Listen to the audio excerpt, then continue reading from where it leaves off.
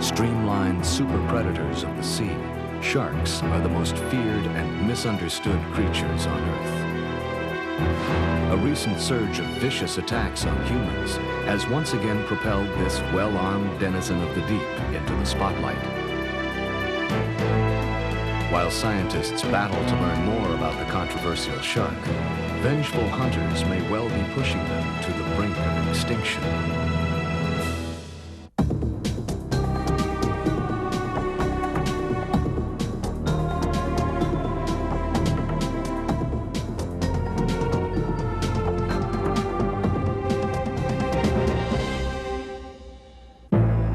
It's been called man-eater and white death and is known by millions simply as Jaws. It has no oceanic rivals as a predator, and at lengths of 20 or more feet and weights that can top 2 tons, it is the third largest fish in the ocean. Despite all of its notoriety, little is known about the behavior of the white shark or why it has attacked more than 100 humans worldwide since 1950, killing 22. More than half of all great white attacks on man have occurred here on California's central coastline. The 120-mile stretch north and south of San Francisco has even been dubbed the white shark attack capital of the world, and also the Red Triangle. As attack statistics continue to rise, the questions regarding shark attack are many, and man, balancing a need for ocean-going recreation and a newfound awareness of protecting the environment and all its creatures, turns to science for answers. At the Bodega Marine Laboratory in Bodega Bay, California, scientists and experts from around the world have gathered together for the first White Shark Symposium in 10 years. Dr. Leonard Campagno, an international shark expert, has traveled from South Africa to attend the symposium. The one thing that I hope that the conference and its proceedings eliminates is this Jaws mythos of the white shark as a simple, mindless eating machine. I think we've seen a lot of examples over the past couple of days of different predatory strategies, ways of taking prey, different things that the white shark does in different areas, and detailed behavior, that they have complex behavior. Much of the white shark's reputation as a mindless eating machine stems from film footage showing white sharks, highly stimulated by bait and chum, attacking and biting cages for the cameras. Because the white will rarely approach man without the stimuli of blood and fish entrails designed to attract him, observing the white shark in a non-baited situation is very difficult. Recently, however, scientists off the California coast have spent countless hours observing the white shark and are now discovering possible motivations for attacks on humans. Dr. Peter Klimley, organizer of the symposium, has been studying the white shark for 9 years at southeast Farallon Island, 30 nautical miles west of San Francisco. White sharks are more common in Northern California because it's a temperate environment. There are large populations of seals and sea lions here, which are their major prey. By observing the white's natural feeding behavior, Dr. Klimley is able to draw conclusions based on the way a shark stalks its normal prey, the seal. Lacking a seal's speed and agility, the great white must rely on the element of surprise. It stalks this baby seal from below and behind. The white's stealth capabilities are enhanced by the evolutionary development of a dark back, making it almost invisible from the surface. The white shark, in a sense, is misnamed by being called a white shark. Its back is dark and makes it cryptic when seen from above. They may hunt for their prey over dark, rocky backgrounds. So there are 2 things that you would want to avoid. One is to be diving where there are a lot of seals and sea lions in the haul-out area, and secondly, that is a rocky shoreline, because then you're particularly vulnerable to attack.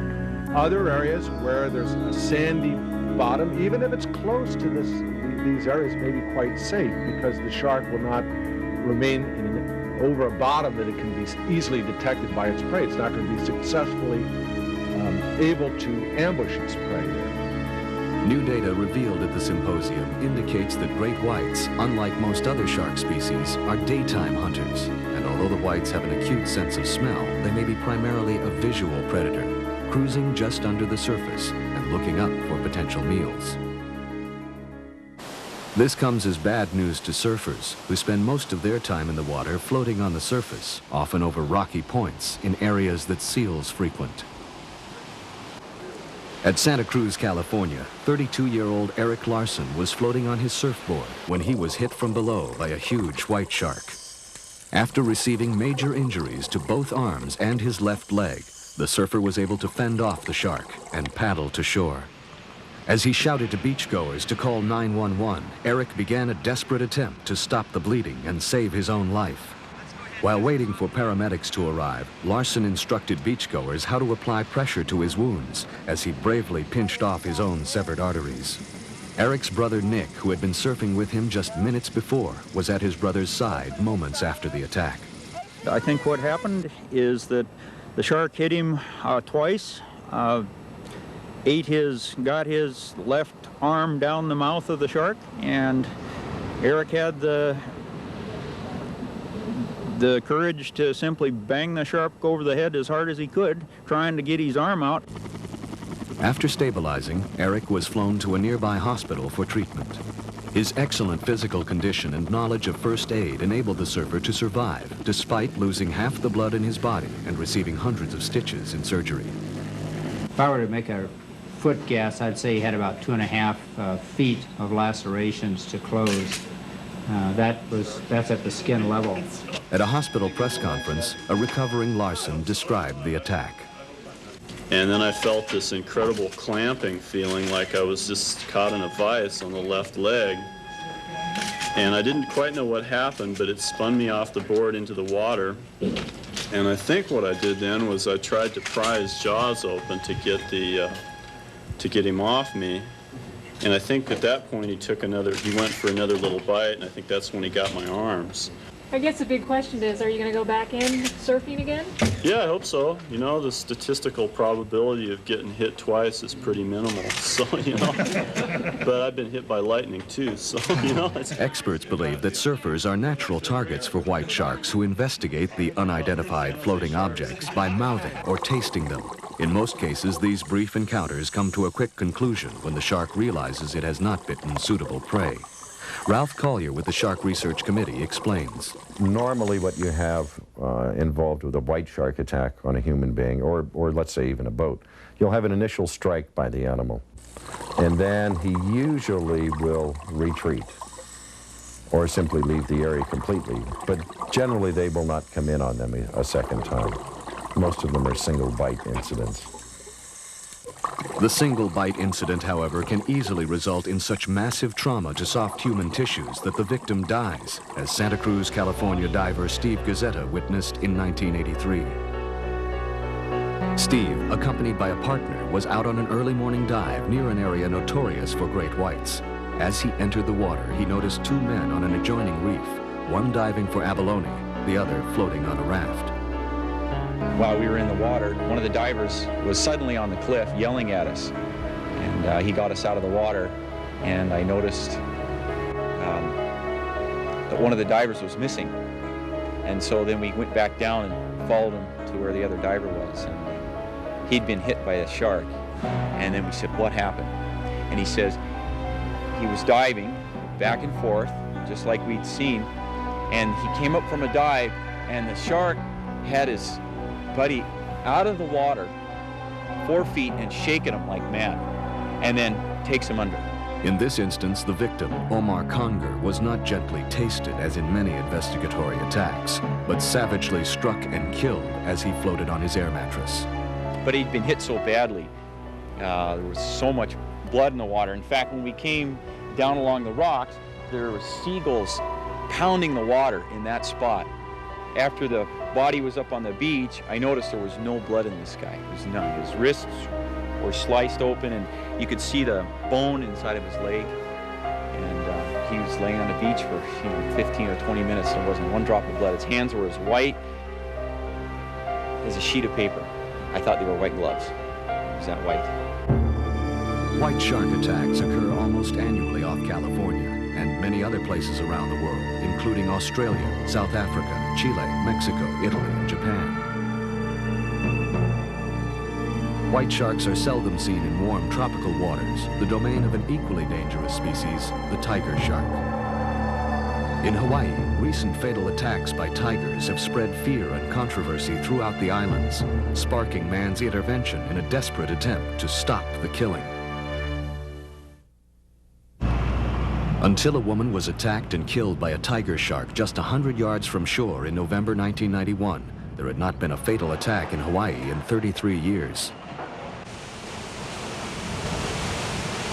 But within a 14-month period, 4 attacks would follow, creating a climate of fear among local beachgoers, a raging controversy among state officials, and a nervous tourist industry. The majority of victims have been surfers, including 2 boogie boarders who were attacked and killed by large tiger sharks. Other surfers have been bumped off their boards, and many have been chased from the water as tiger shark sightings have suddenly, inexplicably skyrocketed. Rick Gruzinski has surfed the perfectly formed waves on Oahu's North Shore for 10 years. On October 22, 1992, Gruzinski paddled out alone at Lanikai and positioned himself to catch the next set of waves. Rick recalls the next few seconds as a huge dark shadow rose up from the depths, knocking him off his board. I was laying this way, and a shark came up from underneath it and flipped it this way and latched on automatically. So I was in the water like this with the shark right on here, and it was literally a tug-of-war until the piece broke away. Last thing I remember seeing, like I said, was the piece in the shark's mouth. As you can see here, there's some teeth marks, and the board kind of speaks for itself. In a situation like that, all I could think about was holding on to the board, and now it's like I don't ever want to let the board go. With a pizza-sized chunk of surfboard in his mouth, the shark sank out of sight, allowing a shaken but unhurt Rick to paddle to the safety of shore. His well-publicized attack was the 3rd in a year, but even more were soon to follow. In every case, including the 3 fatalities since November 1991, the offending shark was identified as the notorious tiger, a successful and wide-ranging predator, often scavenging or preying on whatever is available, including stingrays, sea turtles, and occasionally humans.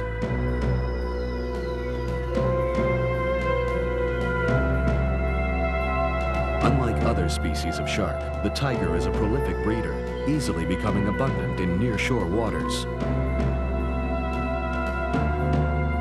Females give birth to as many as 60 fully developed pups per litter, who, if they escape the jaws of their cannibalistic mother, immediately begin to hunt. As the pups mature, their namesake stripes will fade, and they will grow rapidly, attaining a maximum size of nearly 20 feet. There are a number of theories as to why we've got this rash of attacks in the last year, including 2 fatalities. My personal feeling is that we haven't had an active fishing program for nearshore sharks in the Hawaiian Islands since the mid-70s.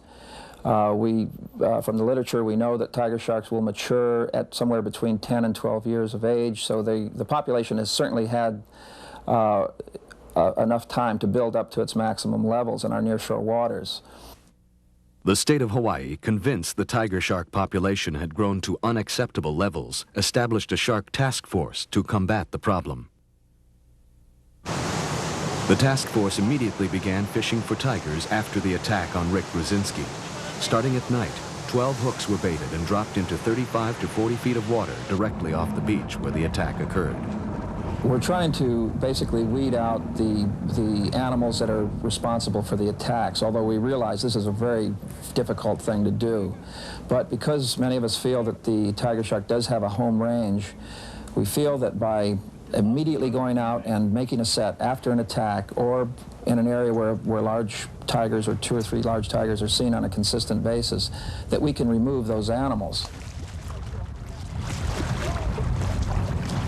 The hunt is a success. By morning, 3 large tigers are caught, creating a circus-like sideshow for media and locals.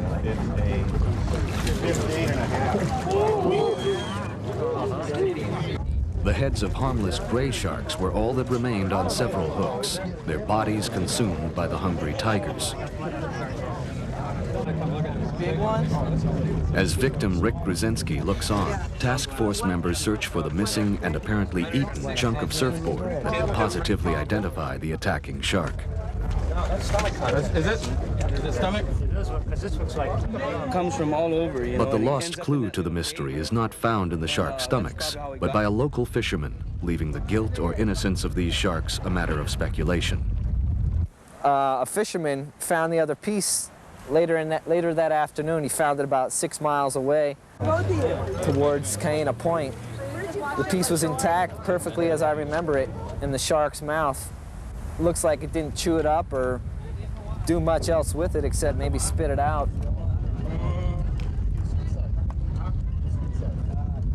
Although the hunt was popular with some surfers and locals, it left the Hawaiian community divided. Some objected to the hunts on cultural and religious grounds, citing the belief that the shark was often worshipped as a god by previous generations of islanders. Hawaiian activist Charlie Maxwell, invited to represent native interests on the Shark Task Force, quit in protest. Throughout the history of Hawaiians, the shark has been one of the personal gods of different families throughout the islands. My great-grandmother, who grew up in Oluwalu, where the attack was 2 years ago, my father used to see her going out to feed the shark with her breast, to suckle the baby sharks. And later on, as it grew older, she kept feeding it, and she told my father that this animal was our aumakua. Anytime there was a shark attack, they would go out and try to eliminate the shark that was causing the problem, but not blatantly kill as many sharks as they can like they're doing now. And that's one of the reasons why I resigned from the Shark Task Force. I think the state of Hawaii is going to have to reevaluate the Shark Task Force. And because I don't think the people of Hawaii, the Hawaiian people, and even non-Hawaiians, going to stand for it. But many native Hawaiians have endorsed the shark fishing, which continues with the blessings of kapunas, or elders, who hold a dockside prayer before each hunt. Sharks, like people, come in 2 kinds. You have good ones and bad ones. If they are your family guardians and your aumakuas, then they are there to protect you. If they are not, then they can be harmful to you. And if they are harmful to you, then you get rid of that enemy. Just 2 weeks after the Rick Gruzinski attack, 18-year-old boogie boarder Aaron Romento was attacked while he surfed with friends at Kia'au Beach Park. Head lifeguard Brian Kiolana was at the scene. We got the call over the, radio through 911 saying that we had a shark attack, and it was all surprise. So I launched my rescue unit, the jet ski guys, and they responded by water. I went by the emergency vehicle. I went by land. I called on the radio to the closest beach, was this beach here, Makala Beach, and informed the lifeguards to respond with the oxygen and EMS kit. Aaron fought off the attacking shark and made his way to the beach, but the bite to his leg was massive, and the young Hawaiian perished as his blood spilled onto the sand. He would be the 4th victim in a year.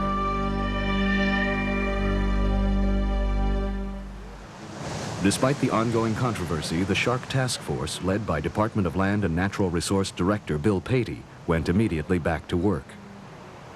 There's a very strong group, as evidenced by one individual who was on our task force committee and quit, who feels very strongly that we're going too far and not controlling the shark hunting. They feel this is, quote, an aumakua, a spiritual god that should be revered, and the only time that they justify shark hunting is when there's been an attack. And yet there are other Hawaiians who have just as much lineage, if you will, or background of culture, or understanding of the thing, who say, that's baloney. The Hawaiians never had tiger sharks as aumakua. As a matter of fact, they used to go out and hunt sharks in their day. So you get it both ways. Like the native Hawaiians, the scientific community is divided over the shark hunting. Chris Lowe, a researcher at the University of Hawaii on Coconut Island, believes the current fishing program may be leaving Hawaiians with a false sense of security. There's very little data to suggest whether shark control is an effective means of reducing the probability of shark attack.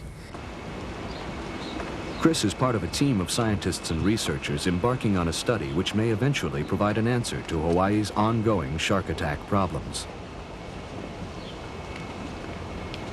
Using a state-of-the-art sonic tracking device, they hope to monitor tiger shark movements around the islands. The first step will be tagging the sharks with a tiny transmitter. In looking at shark attacks on humans in Hawaii, we just don't know enough about the biology, the behavior of the animals. So by using this sort of technology, we can monitor the animals over short and medium-term time periods and look at their distribution along the Hawaiian Islands and along the coastlines.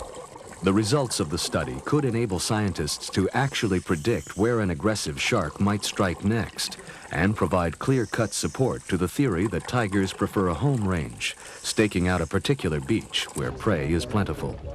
In the meantime, the Shark Task Force can only guess where a tiger shark might strike next, and if their fishing program will actually prevent attacks. Good evening. A surfboard and a big bite, and a Kaneohe man who is breathing easier at this hour. Coming up, we'll tell you about Oahu's latest shark attack. As it is a case continued of shark déjà attacks vu. became Hawaii's top story just before Christmas 1992, shockwaves reverberated throughout the surfing community. Well, it definitely makes you look around a lot more, and you don't really feel that comfortable out surfing, especially in this area, because there's been one guy died over here, or they never found him, and then Rick got bit here, and then over there at Chun's we had that guy get his board eaten. So yeah, it's pretty heavy out there sometimes. The fallout from the fifth and latest attack has inspired some Hawaiians to take matters into their own hands. Perry Dane, a North Shore resident and former world-class professional surfer, has embarked on his own eradication program. There's no one particular group that will go out and kill sharks. Fishermen let sharks go. When they catch them, as soon as they see it, they cut the lines. Nobody kills sharks. And they need to be reduced, especially tigers. Right, bring it up. Wait, hold on. Let me get the nose Dolphins, they eat turtles, and those are all things that I like. Those are protected by federal law, and nobody does anything about the tigers. So nobody's going to do it. I'm going to do it. Setting baited hooks night after night, Dane's persistence pays off. 1 week after the latest attack, he pulls in 2 huge tigers, the larger one measuring 15 feet in length, with a set of jaws that Dane now displays with pride. It took a while just to bring this guy in. My boat's only 20 foot, and the shark was almost as big as my boat, so you can imagine 2 of them trying to bring them back. Sharks, in general, don't bother me. I swim with sharks all the time. Grays, whites, Galapagos, hammerheads. It's the tigers, those are the ones.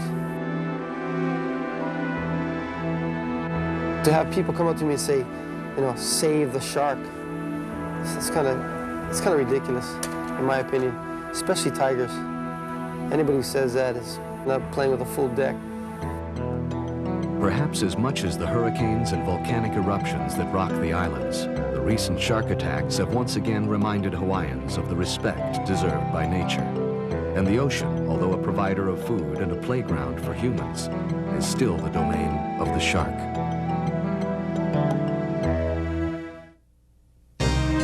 Early mariners whose ships were lost at sea were among the first victims of shark attack, their chilling tales reproduced by artists on wood carvings and canvas. In the summer of 1916, the most celebrated shark attacks in U.S. history took place along the New Jersey coast. Thousands of bathers who flocked to seaside resorts were chased from the water by marauding sharks that attacked 5 people, killing 4 during one 12-day period. Shark attack was also a problem in World War II. Without an effective shark repellent, downed airmen and shipwrecked sailors became victims by the hundred.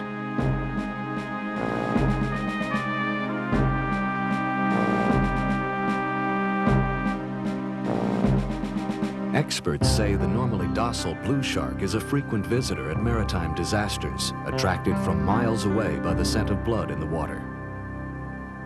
As the post-war baby boomers became shark attack victims in ever-increasing numbers, the need to investigate attacks became apparent. As a result, the Shark Attack File was established to document all attacks on man. Originally supported by the Navy, the file is currently housed at the University of Florida under the direction of George Burgess. The file itself is a compendium of all known shark attacks worldwide, and we endeavor to investigate as many of those as we can. Using a computerized database, shark experts can access information on each attack, including the species of shark responsible and the ocean conditions, clues that are helping the experts worldwide to determine when and where sharks will attack. In Florida, we have one death perhaps every 2 years, statistically less than one death per year in Florida as a result of shark attack. The other 10 to 14 attacks then are usually involving the hit-and-run type, in which the victim receives either a bite or a laceration, and then that's it. Florida's warm, tropical climate is home to many species of aggressive sharks, including the lemon, tiger, and various reef sharks that patrol nearshore waters in search of prey. Usually they will avoid man, but they have been known to attack. 38-year-old Miami lawyer Bruce Cease was airlifted to a Florida hospital after being attacked by a 4-foot shark. Cease was spearfishing with a group of friends when the shark he had been observing suddenly became aggressive. It was very quick. If you can imagine, he was about 3 feet away, and he turns quickly, and I just put my hands up, and he ended up getting my my forearm and thrashed for, I guess, 5 to 10 seconds before he let it go. Surfers in Florida face the greatest risk of shark attack. Despite warnings from water safety officials, surfers often invite an encounter by boldly remaining in the water, even when sharks have been sighted.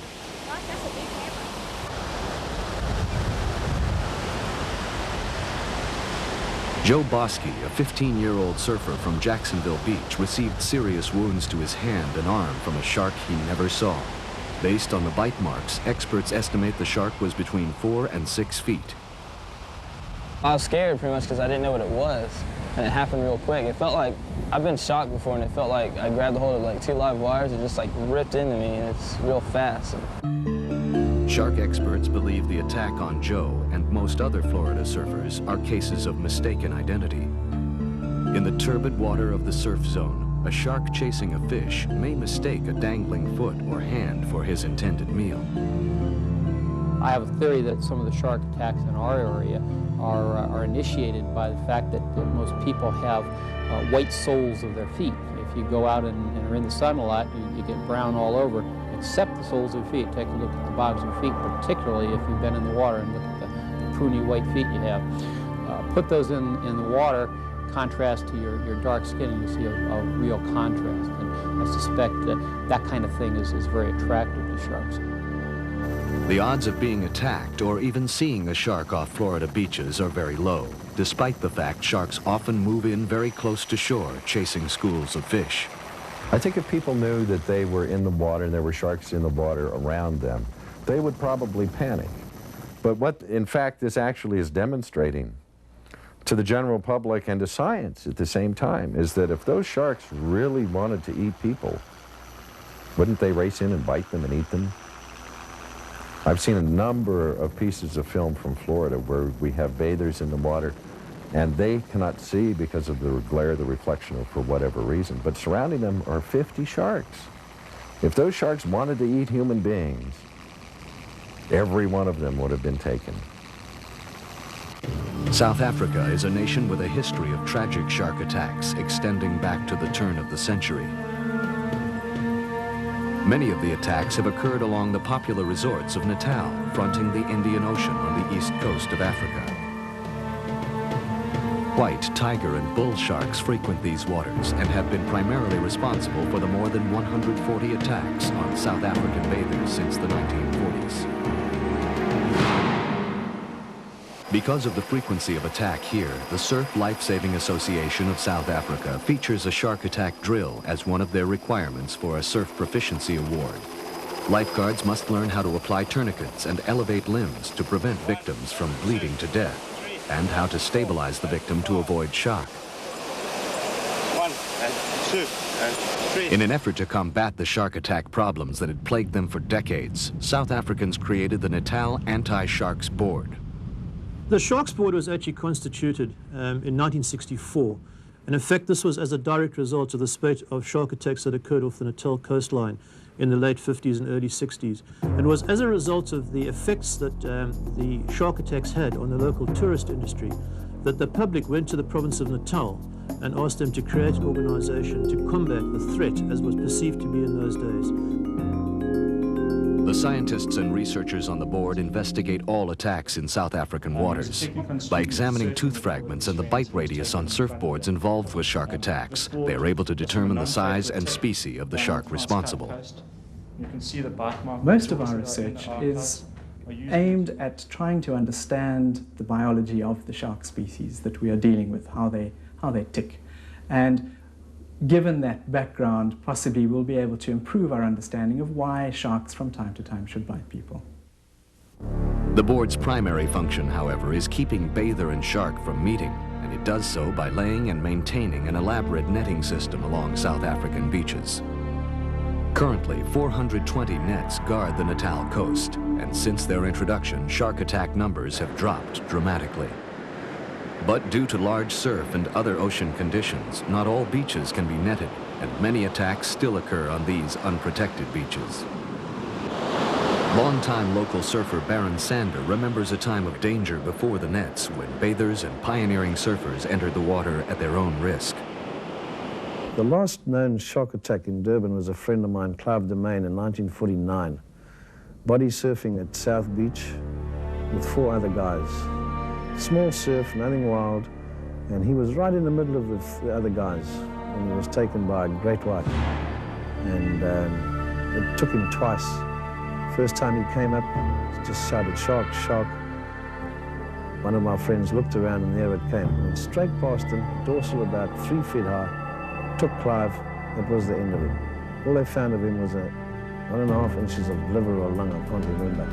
But he was never seen again. And under description of what these guys gave, they estimated the shark was 12 to 15 feet and weighed a minimum of 1,500 pounds. The nets, rather than acting as a barrier between bather and shark, actually functioned like giant gill nets, catching and killing sharks by the hundred.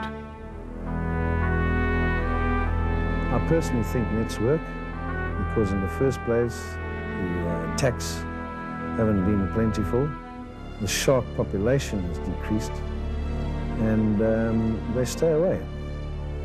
The nets are deadly to sharks who must swim constantly in order to breathe.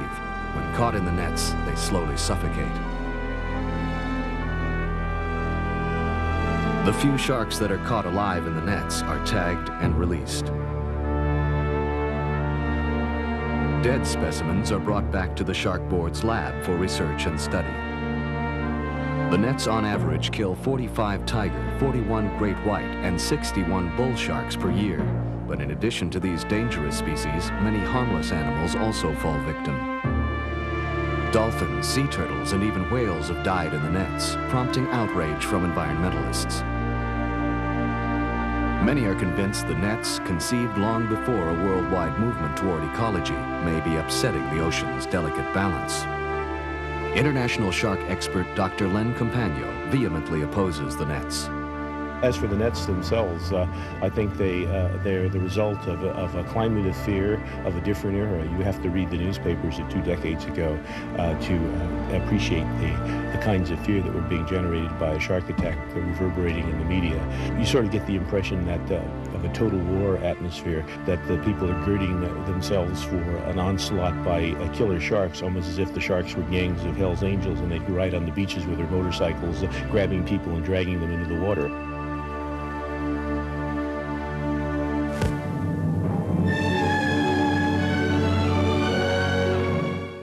The fear of shark attack has led to massive slaughter and a vast reduction of the great white shark in South African waters.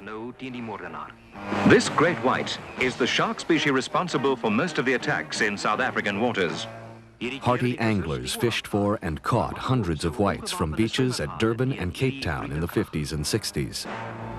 Today, South Africa has become the first country to enact legislation to protect the white shark from sport anglers.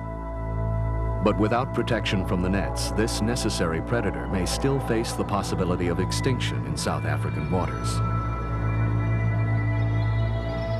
Efforts to remove the nets have been stalled as scientists have yet to create an effective shark repellent. Electronic repellent devices have been tested, but with only limited success. We do not have an alternative to nets right now, and who knows, we might never have the alternative. But yes, the Sharks Board is aware of environmental issues, and we're certainly looking at all the possibilities available to us.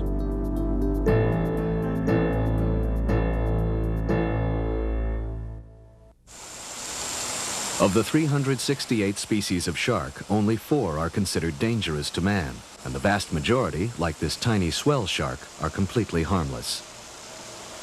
Still, the words shark and shark attack inspire fear and loathing in the general public, an attitude Mark Marks is determined to change.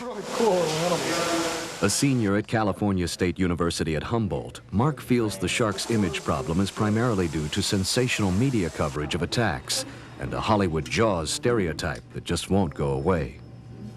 What's really sort of unfortunate for sharks overall is that when the public thinks of a shark, they think of the white shark, this large media-hyped animal that supposedly a man-eater and frenzied killer. And the majority of sharks are really very inoffensive and fairly small.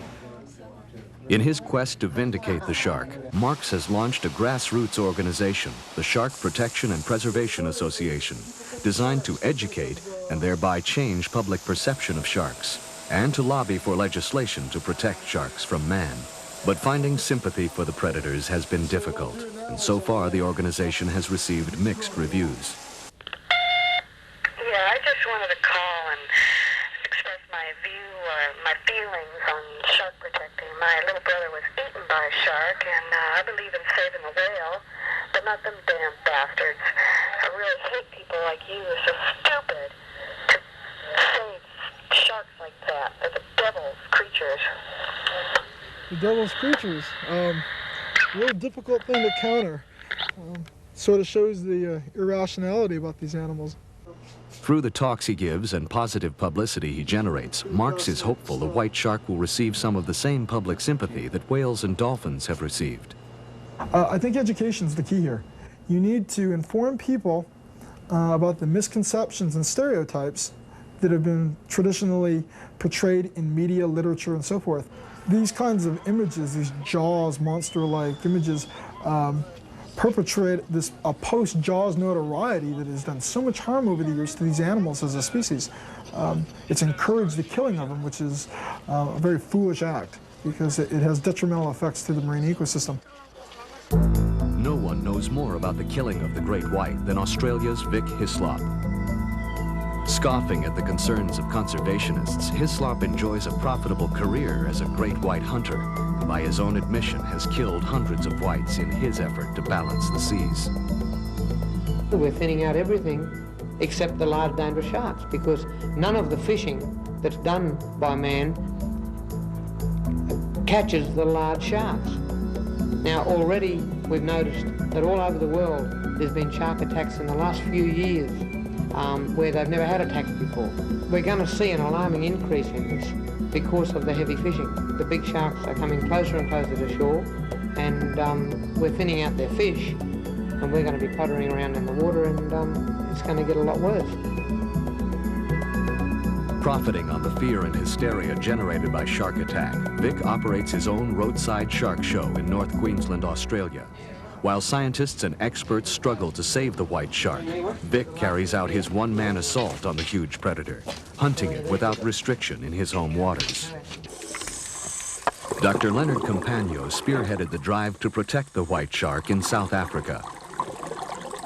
The white shark is a difficult animal because of its vulnerability. It lives in all the wrong places, that is, closely adjacent to large, rather highly developed populations of human beings. It's easily accessible via modern technology and the like. It's not that difficult to kill off white sharks, despite all the machismo hero business that's made about it. It isn't a big thing to go out with barrels and chains and the like and catch these large sharks.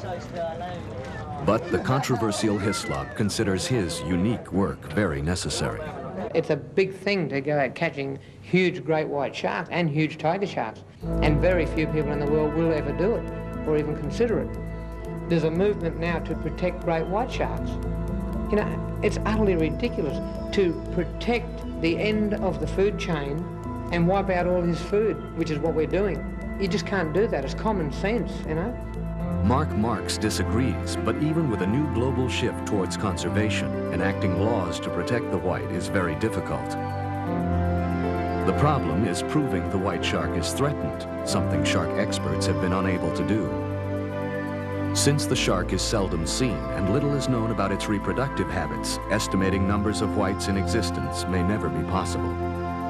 Frequently people say, you know, these white sharks are on the increase. Well, in fact, I don't believe that to be true. I think what you have is that more people are utilizing the area, and thus now they're being sighted. My personal feeling is that the white shark is in a very precarious position. I have no problem saying that I believe it's a threatened animal. And contrary to what most people believe, it's not directly related to commercial fishery, but to a small, highly efficient group of sport anglers that have the money and the capabilities of pulling off these animals. In my opinion, they really are criminals because they're doing an injustice to everyone by injuring the sea's livelihood. Trinidad Bay is a rocky inlet on the Northern California coast near the Oregon border. Its temperate waters, large seal population, and mostly rocky shoreline make it an ideal habitat for white sharks, who occasionally interact with local surfers and kayakers. Despite 2 attacks here in 1991, Mark Marks has worked to downplay the incidents. The first attack took place roughly 6 feet off of these rocks, and it entailed a surfer being bumped off his board, and bump is a key word here. This wasn't some kind of a frenzied attack or anything. This was the shark investigating. Almost gently, the white shark tasted Rodney Swan, leaving minor puncture wounds to his leg and barely more than scratches on his board. The shark then disappeared. From the radius of the bite mark on the surfboard and Rodney's description, Marks estimates the shark to be well over 15 feet in length. Considering the shark's size, it could have easily made a meal of Swan, but instead only tasted him, and finding the combination of fiberglass surfboard and neoprene wetsuit unpalatable, spit him out. The popular explanation of this type of incident has been the shark mistook the surfer for its normal prey, the seal, a theory currently under scrutiny. There have been cases and attacks of mistaken identity, but that's quite different from investigatory behavior, which seems to constitute the majority of human encounters, especially when we're talking about surfers. Obviously, if a white shark believed that a surfer were its prey source, it wouldn't come in and just go lethargically and take a bite, because its animal would escape. It would come in very hard and immobilize its prey and feed. This type of behavior leads scientists to believe that the white shark is perhaps capable of making cognitive decisions as it searches out its prey.